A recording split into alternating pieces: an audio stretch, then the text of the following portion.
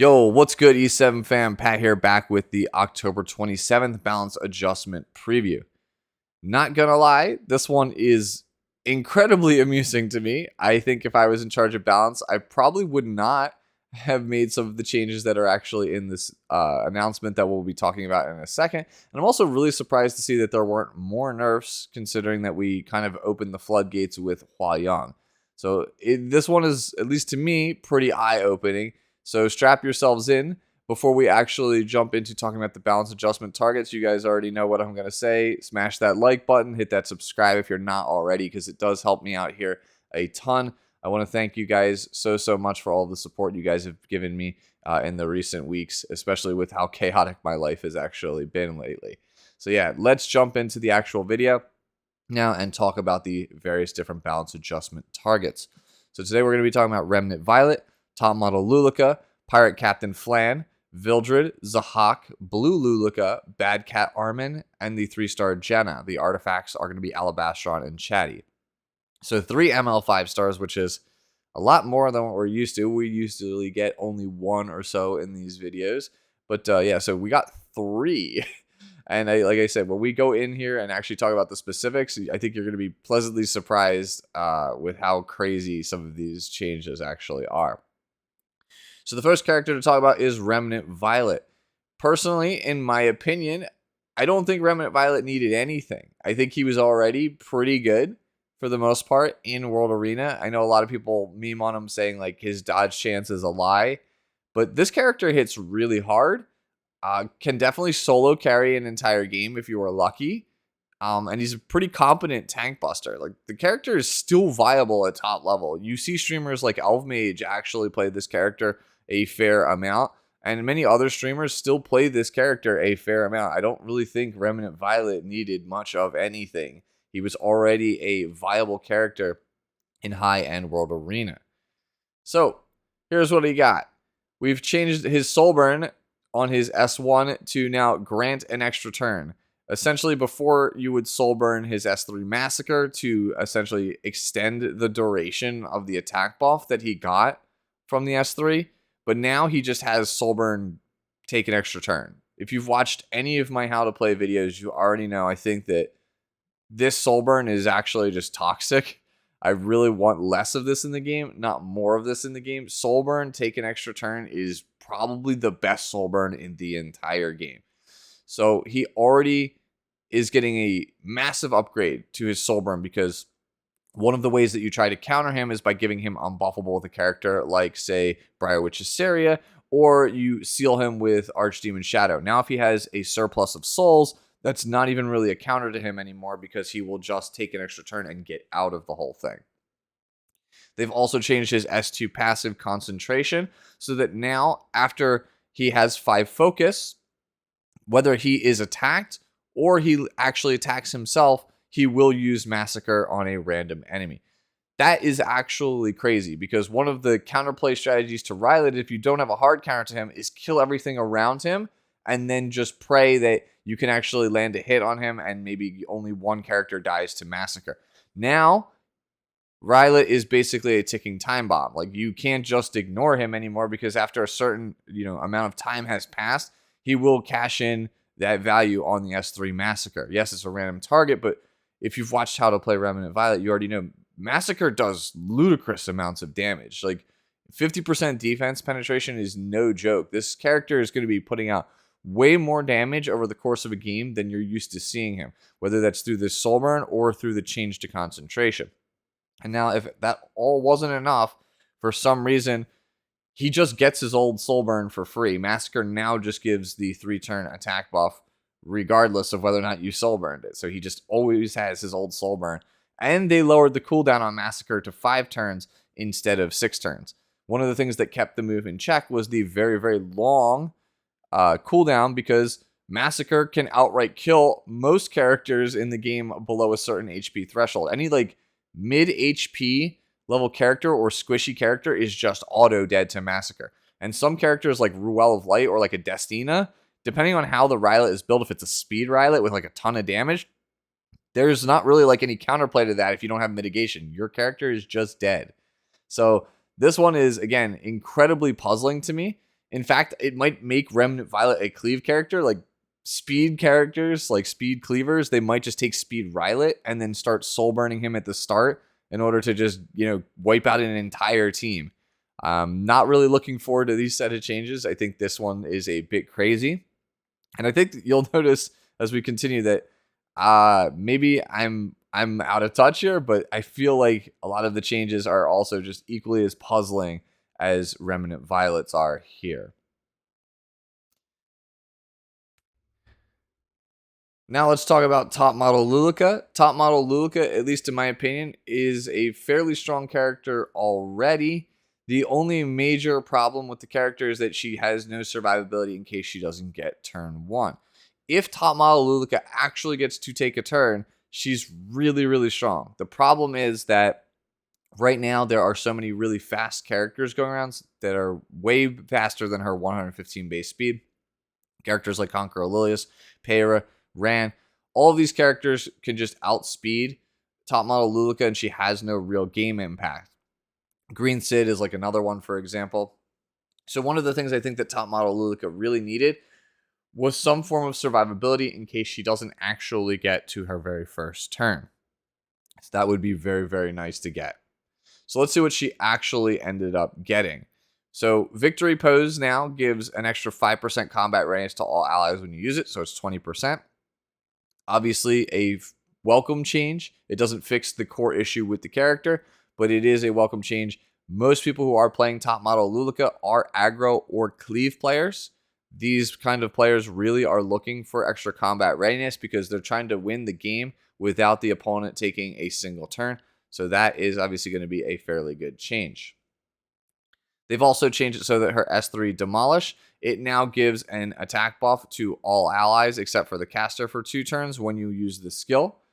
So essentially, the change to Demolish plus the change to Victory Pose has turned this character into Closer Charles, because Closer Charles is a 20% combat readiness push that gives the entire team an attack buff.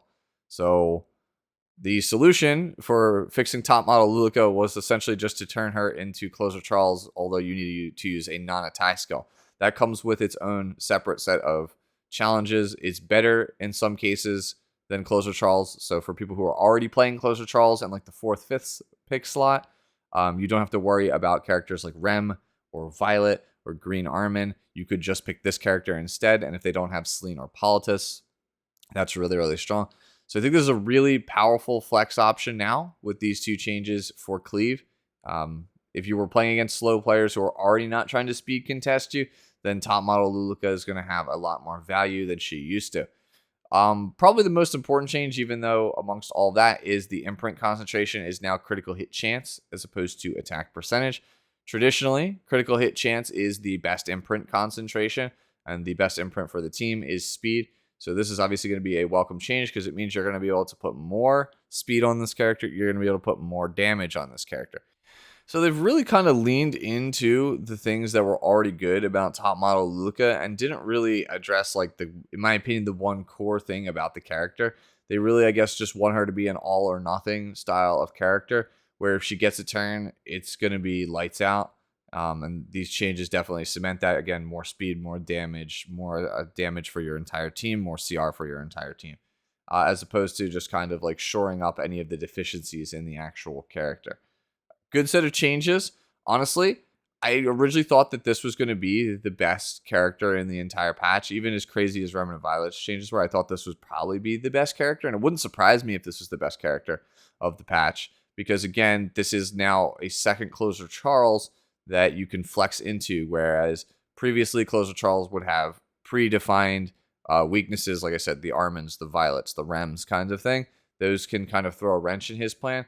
Those characters are not really countered by Top Model Luluko, so cleave and aggro players, congratulations, you get yet another flex option for your team. Next up, let's talk about Ahoy herself, Hosho Marian, Pirate Captain Flan here. Nothing. I wrote nothing for changes to this character because it's a bomb character.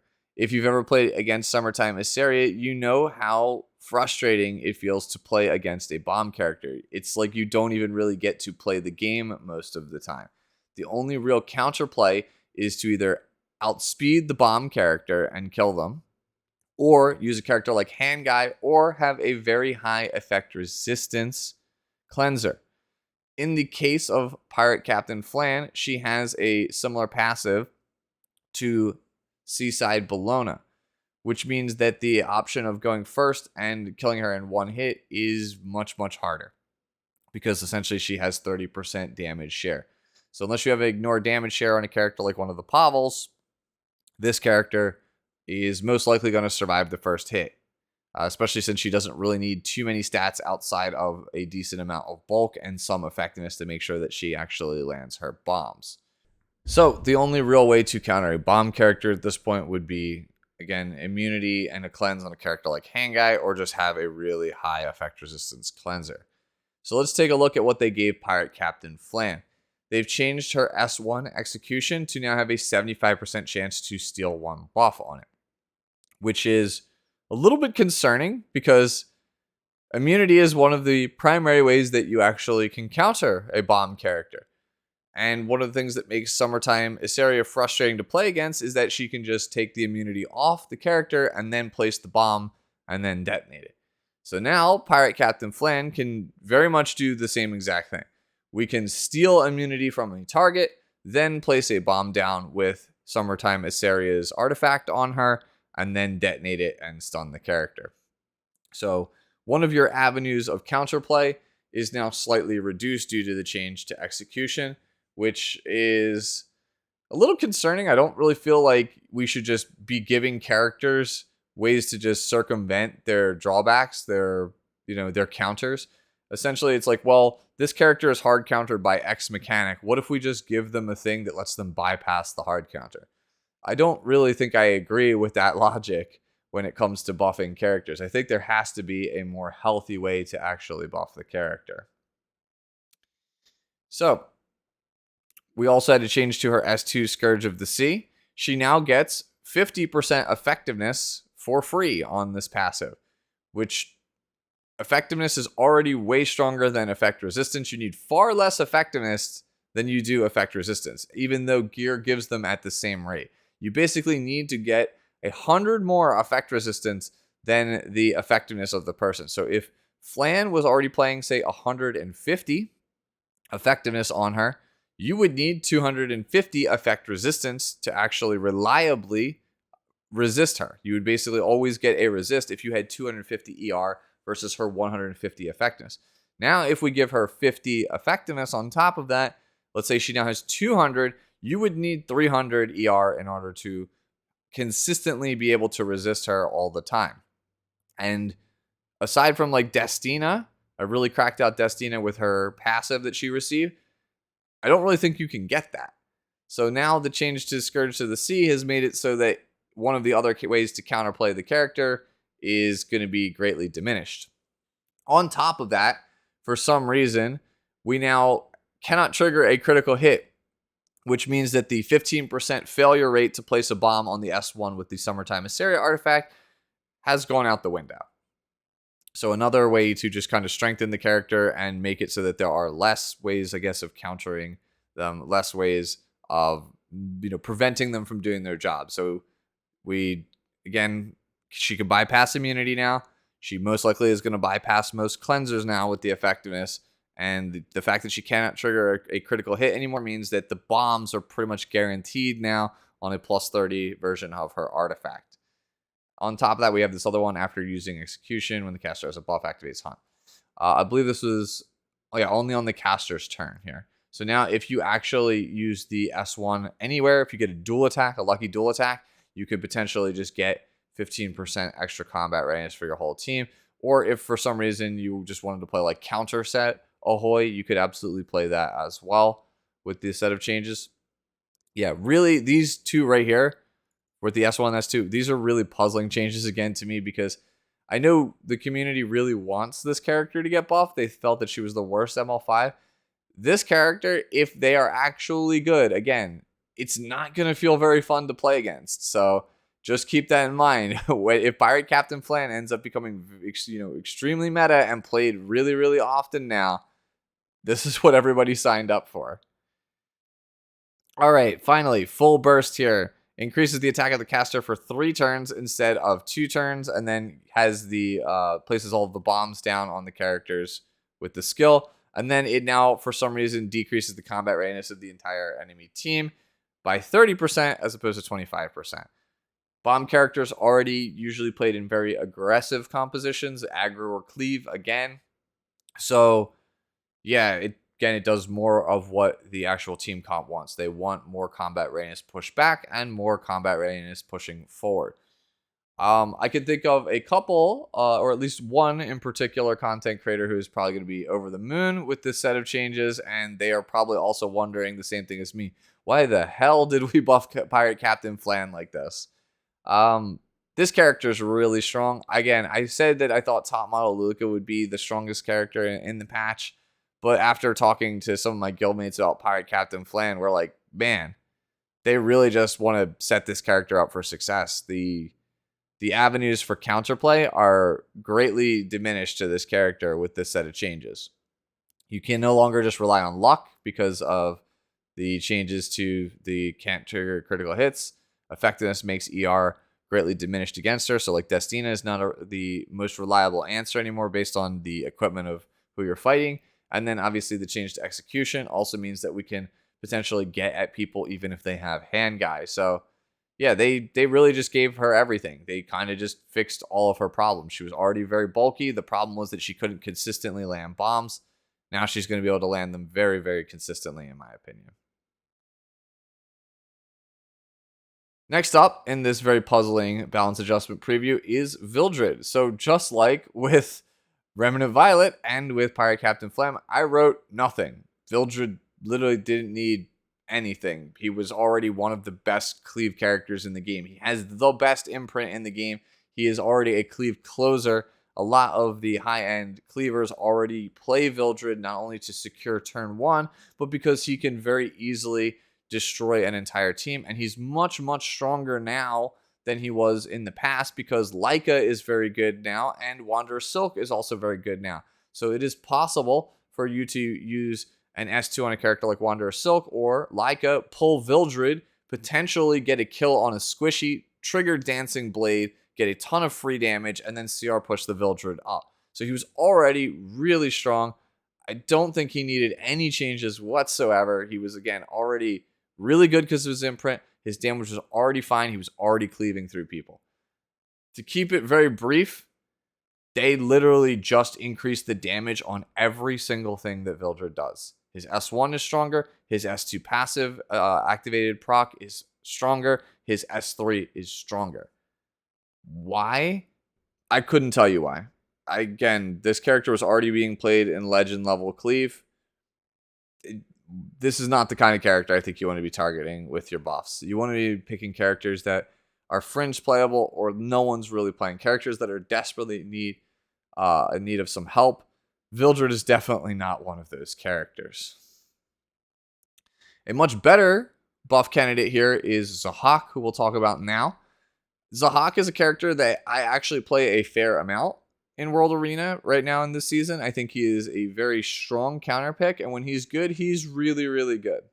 That said, he could use a couple of buffs here or there. I do think that he is fairly squishy, so I would like a little bit of extra survivability if I can actually get it. And then his S2 elaborate plan, I think, should give an extra turn because it's really not super great most of the time. You're just using it for the barrier and potentially the cleanse on his off turns when he's already used his S3. I should put a star next to that S2 giving an extra turn because I forgot that his exclusive equipment gives an attack buff on it. That is one of the options, which means that if you gave an extra turn to Elaborate Plan after getting that exclusive equipment, then his S3 is absolutely monstrous. So, what did they actually give Zahawk? It's pretty much exactly what I asked for. We did not get the survivability. However, his S2 now increases the combat readiness of an ally by 15%. So he gets a little tiny mini CR boost, but it now does grant an extra turn. So, again, the resource reduction, that's the one we normally play on Zahawk because it gives us reach against certain characters like Lionheart Sirmia. With the change to elaborate plan, I think we move to the S2 elaborate plan, giving an attack buff on this character, because the S3 absolutely just destroys a character in terms of just the damage and the overall injury. Even against like Apocalypse Ravi, the S3 just absolutely hurts raw without having any extra attack buffs on the character, because it's probably not going to kill, but the level of injuries really severely weakens the character, and then on Zahawk's follow-up turn, he's probably going to be able to kill that character. With an attack buff stapled onto an extra turn elaborate plan, that means that his S3 is just going to, again, absolutely just demolish people. So this is a very strong change, in my opinion. Zahawk has already played roughly around 250 speed most of the time, 240, 250 based on your build. So if you're playing against a very, very slow team, you can absolutely pick Zahawk, jam S2, get that attack buff on his exclusive equipment, and then just S3 and outright delete a character, and then he'll just sit in invincibility. You'll come back around. You'll soul burn S1 on hopefully a character with a buff, and then just kill them immediately. So my initial impressions for Zahawk was that he was just green Kisei. I think with the change to elaborate plan, as well as the attack buff on his exclusive equipment, I think mission accomplished. He finally has hit that role, because previously, since he's a warrior, he didn't have something like Wind Rider or Alexis Basket to really give him that extra damage that he needed to kind of cement himself as that.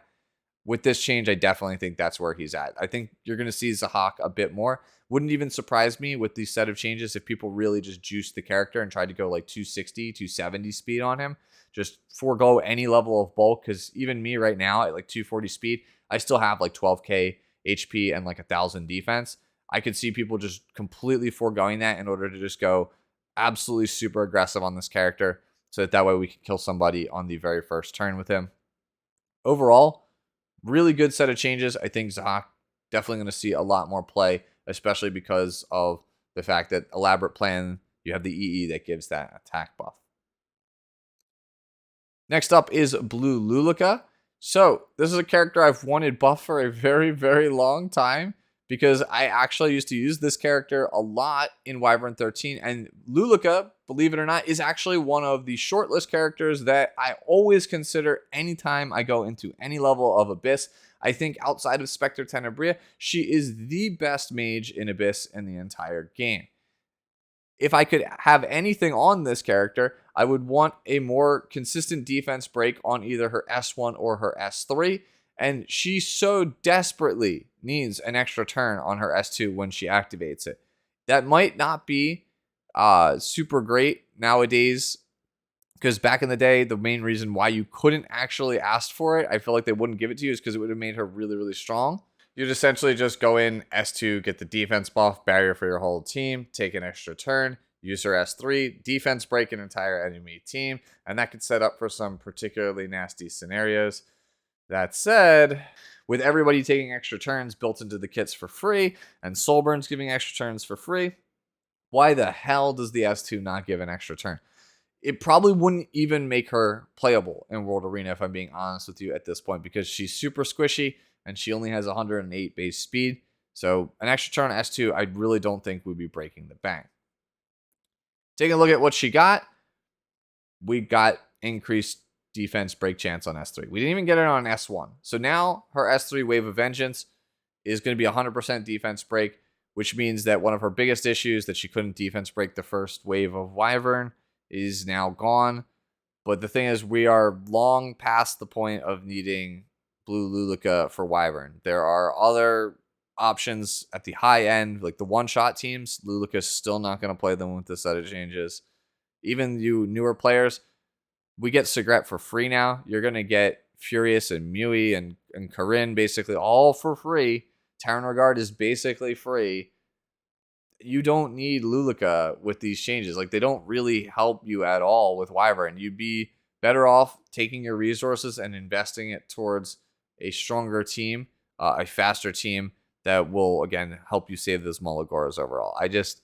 It's a good change, but it's far too late. Like, when Wyvern 13 was first introduced, if these were the buffs that Lulika got, That would have been awesome. But here we are now, about 2 years later since the release of Wyvern 13. This doesn't really do anything. And that sucks because this is a character that I have invested heavily into, and I really do, again, like playing this character in PvE. But this is not going to help us that much at all in Wyvern. Like, this is basically just a change for Abyss. And again, where's the S2 change? Come on, man. Like, it's been forever. This character really has a cool design and just never really feels like they're going to get there until you actually decide to give her at least that S2 or at least a rework. So next up is Bad Cat Armin. Bad Cat Armin's biggest problem is that there's no reliable way for her to proc her S2 passive. It's a really cool idea. If Bad Cat Armin actually gets attacked, then she gives a critical hit damage buff to the person in the front of the team, and that person is going to end up counterattacking for big damage. This could make some really cool team comps with characters like Landy or like a Spectre Tenebria, for example. Really, really cool idea. Problem is, no reliable way for you to actually trigger it because the character for some reason is an injuries character and was not somebody who could just like provoke people into her like other Armins can. So I think that if you could do anything with this character, it would be you just need a way for her to reliably proc the S2 passive and actually get value out of her. Because again, that's the primary reason to play her. So what have they changed? They took the injuries off of the S1, and they have also made it so that the S1 now has a 45% chance to provoke for one turn. That is a very low provoke percentage chance. However, when it is Bad Cat Armin's turn, it is obviously an AoE. So 45% chance to provoke everyone on a basic skill is really, really strong. Do remember, though, it is only on the caster's turn, so it's not going to be like crazy with like counter set or things like that. So this is already a good change because now your basic skill has at least a reliable chance against 4 enemies to provoke at least somebody into you, which means that you will eventually get value out of Catchem. So good change overall. It already fixes one of the major issues with the character.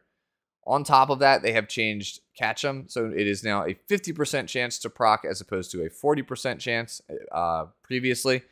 And then when attacked by an enemy inflicted with provoke or redirected with provoke, the chance is doubled. So you essentially now will get a 100% chance to get that whole counter attack thing. So it's making, again, that Catchem more consistent. They've also changed the S3 here. Is that it? Nyahaha. Yeah, I just like making that noise. Attacks the enemy with a huge explosion, provoking for 1 turn. So again, making our S2 more consistent with this provoke. Increases defense of the caster for 2 turns. And grants a barrier to all allies for 2 turns. This is actually much better than increasing the speed, because this character has now most likely just provoked a key target, and having the barrier plus the defense buff means that they're going to be able to survive whatever S1 is coming their way. If it's a character that does like a ton of damage, like say maybe like an Apocalypse Ravi or something, then this would be very, very helpful for you. Damage dealt on the S3 is going to be decreased. That's fine. It's a utility move. The primary reason you're playing her is for Catchem. She's not really here to be a damage dealer by any means. Again, we're just trying to get this value, this counter attack here, and this critical hit damage buff. You now get less souls on the S2 as a balancing mechanic because it now is on a 3-turn cooldown as opposed to a 4-turn cooldown. So this is really, really nice. The soul burn is also changed now so that you get a 2-turn provoke. That actually gives you a fair amount of counterplay to Hand Guy, for example. So if you really want to get value out of your provokes, you will soul burn this and potentially lock out Hand Guy, hopefully before he gets to his first turn. So that is kind of a cool change. 2-turn provoke generally is very strong. You look at Conquer Aurelius having the soul burn for the 2-turn reverse provoke. That is also a very strong ability. So this, I think, is a much better soul burn than just decreasing the skill cooldown on this by 2 turns. Really, really like this one. This set of changes, I don't know if this is enough to make Bad Cat Armin like crazy good, but this character is definitely a lot more complete now than they were when I first did the initial impressions. I feel like it should have been more obvious to me, as cool as Catchem was, that there wasn't any reliable way to actually trigger it on the character. And with these changes, I do think it is a bit more reliable, and I do think it is now actually worth attempting to play the character. Because again, this looks like a fun set of changes, at least for Guild Wars. Next up, we have Jenna here, the 3-star character. That's with all 3-star characters. She needs a specialty change. But in the case of Jenna, she absolutely needs a rework. This is, in my opinion, like the worst 3-star character in the entire game. And she really, really does need a bunch of changes. I think Godmother's also pretty terrible as well. But Jenna has always stood out in my mind as like the worst 3-star in the entire game. Her kit is absolutely awful. And that kind of sucks because this is a character that has had a lot of like side story relevance. She's been in the Valentine side story as one of the main characters. She had a fairly interesting background story with Lulika back in the day. She's obviously a major love interest of Crozet. So like the character gets a lot of screen time for a 3-star, surprisingly, in this game's lore. And she's just absolutely garbage. And they always talk about how she's like this competent mage and people respect her. Her friends look up to her. And it's like, man, that sucks because this character is bad. Like really, really bad. So here's what we got as a change. So her S1 now has a 35% chance to stun the target for 1 turn. That is much better than increasing the damage proportional to the number of debuffs inflicted on the enemy. That is usually something that is reserved for like a Spectre Tenebria S3, and it would have to hit really, really hard for it to be worth it. Jenna does not have the stats for that to actually be worth it. I would much rather have a 35% chance to stun the target for 1 turn. This is more in line with most of the other S1 stuns in the game. We have changed the S2 Coerce. We'll take a look at the Awakened version. It was originally cast weakening magic on all enemies with a 50% chance to decrease their attack and speed for 2 turns. Decreased speed debuff ignores effect resistance. Doesn't do any actual damage on this move, by the way. So you would just get an attack down and a slow for, no extra turn on the actual move. Now they have made it so that there's a 100% chance for this thing to decrease buff durations of all enemies by 1 turn before granting immunity to all allies for 2 turns. Immunity is obviously very, very strong at 2 turns for the entire team. It allows you to bypass a number of various different things. Like it's good against, say, for example, Archdemon Shadow, so they cannot actually steal your character. And decreasing buff durations is also very, very strong as well. The Soul Burn has changed so that you now get an extra turn when you use this move, which is good because Coerce still doesn't do any actual damage. So you don't really want to be spending your entire turn using a non-attack skill unless it's a pretty game-changing one. And as good as 2-turn immunity actually is, and as good as decreasing buff durations by 1 turn actually is, I don't know if it's quite good in this current meta to be worth an entire turn. So having the option to soul burn this is really, really good, especially if the follow-up is something with some form of debuffs, because you'll essentially be able to use the soul burn here a la Edda to basically clear off specific buffs before you go for your big damage move. Her S3 now is Cold Snap. Instead of having being an AoE attack, that would decrease hit chance by 75% for 2 turns, it now is an AoE attack with a 75% chance to defense break for 2 turns, and then a 100% chance to decrease the combat readiness of all enemies by 20%. It's a start, right? Like the specialty change can absolutely make this character a bit better, but for right now, because she is a mage, you're obviously going to play her onto Hegel's Ancient Book when that time comes. You're going to soul burn for the new Coerce, get rid of their immunity, give your team immunity, and then you're going to defense break and push back the entire enemy team. Cold Snap really would need to have some form of high damage multipliers or something else on top of this when she gets a specialty change for it to be really worth it, or they need to change Coerce to be a damage skill, in which case then she becomes basically a little mini Edda for the most part. And that's kind of how I view her right now. She's just a significantly worse version of Edda, but anything is better than the old Jenna that we used to have. So this character got the rework. I think we are in a decent spot where a specialty change could make this character very good.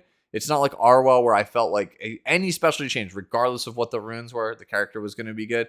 I think Jenna still has a bit more legwork to actually get to being a fairly good character. But again, solid foundation for the most part. Skills are kind of in line with other characters in this game.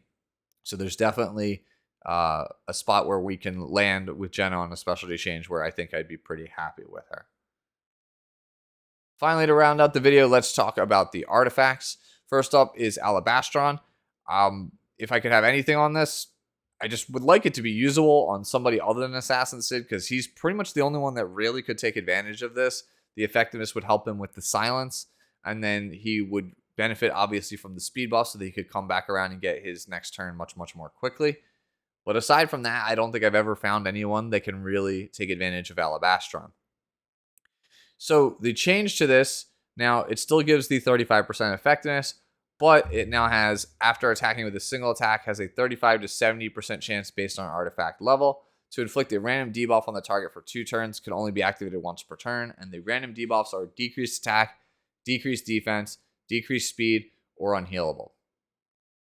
Really puzzling change. They basically made it into a 5-star thief-only version of Sirarin, which leads me to believe that this is a PvE only artifact. I really don't know where you'd want to use this. Maybe an Abyss level. That's about it. I can't really think of where I'd actually want to use this. This is definitely not a PvP change, at least to me. Especially with their notes here, we expect the artifact to be utilized in more content that requires high effectiveness and inflicting continuous debuffs. So this to me says that even they're thinking that this is now just a PvE artifact. Really strange that like it doesn't even really feel like you would want to play it on Kisei, and this is Kisei's artifact. So yeah, I don't really know who wants this or where you'd want it. If you have an idea, let me know down in the comments below for sure. Yeah. The second artifact and the final thing we'll talk about in this video is Chatty. This is a much more interesting set of changes. If I could have anything on this, I would like to have had a small damage buff, because I really like playing this on Sage Vivian, but Sage Vivian really feels like she wants damage on her artifacts, and she doesn't really feel like she synergizes with any of the other damage-based artifacts on the mage class. So I would have liked to have had that, but it would probably make it a bit too OP with a character like Spectre, so they're probably not going to give it to me. What they actually did give us, though, is that the barrier for Chatty, you now get it at the start of battle, and you also get it in the same conditions as before after you are attacked. If you have less than 50% health, you get a huge barrier based on your character's attack score, and the barrier strength has increased. Really good change for Sage Vivian. Obviously, it makes her a bit harder to kill if you're on that lifesteal build.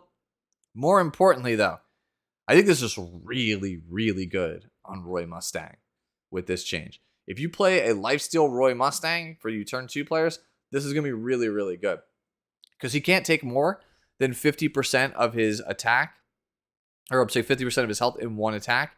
And the barrier strength here is proportional to his attack. So you already get a massive, massive barrier with Chatty, because he's going to have like over 5k attack, especially after you factor in Hero of Ishval. So that barrier is probably going to end up being more than half of his life bar, which means that they're going to have to potentially, if you have an Aureus holder on the team, they're going to have to chew through like 4 to maybe 5 attacks to actually kill your Roy Mustang with the changes to Chatty here. That's really, really strong. That essentially means that Roy Mustang went from being a character that was like not super great, in my opinion, outside of like cleave applications, to potentially a really powerful red bruiser on lifesteal build with this actual change to Chatty. So as long as the opponent doesn't have a way to, strip barriers or get around barriers or things like that, this is just gravy, man. And it's on a 2-turn cooldown. So as long as you can cycle your Roy around fast enough, when they actually hit him for 50% of his health, because that's the most he could take, you'll proc Chatty again, and you'll get that massive barrier again for 2 turns. And then once it goes away, hopefully you'll have lifesteal back up, and you will again have access to that huge barrier. Really, really good change to Chatty overall. I expect to see a bit more play. Wouldn't surprise me if it showed up on other mages, not necessarily just Sage Vivian and Roy Mustang with these changes. So that's going to be it for the video. As you can tell, I am absolutely exhausted still from everything over this past week, and we still have several more hours left of World Arena grinding in order to make sure that we lock up the Emperor rating for this season. So hopefully you did enjoy it, though. I wish you the best for the end of the season. Hopefully you get your Apocalypse Ravi skin. Enjoy the rest of your day, the rest of your week, and I will see you guys all in the next one. Bye-bye now.